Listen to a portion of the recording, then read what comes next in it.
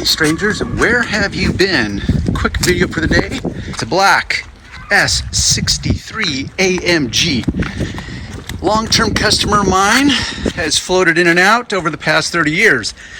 So here we have some black wheels. Question is, how do we black them out? So this is after I've done one coat to black it out. This wheel is after I've done two coats to black it out. So here I have my acetone. I've got, yes, a black Sharpie, very wide tip, basic microfiber cloth. What I want to do is prepare the area first, and I'm going to use acetone. Now, he just got brand new tires and just went to the car wash, and they did a sloppy ass job on this dressing. So if that's showing up on the video, that has nothing to do with me. This customer spends most of his time out of state, so that and I don't do physical detailing any longer.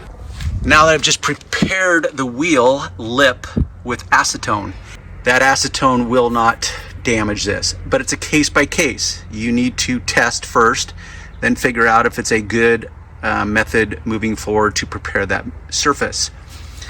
Now I have it completely clean, and this is actually what the wheel looked like originally.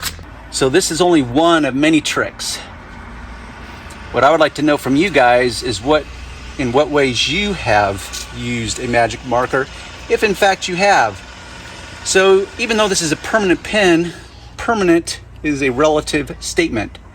Permanent can only be permanent in relation to something that's less permanent. So in this moment, as I showed you with the before shot, yeah, it's a permanent marker, but clearly it needs to be redone for a variety of factors. One, it just starts diminishing, becomes less black.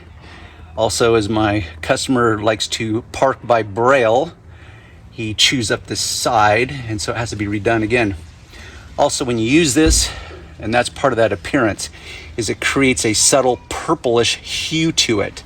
So in order to compensate for that, because what happens is, as I try to apply a second coat, it literally kind of wears off and diminishes the first coat.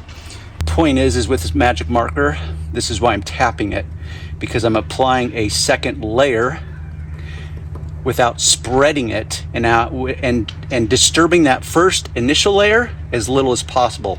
So this is just what I do, and based on the application and the surface, you will have to finesse the moment.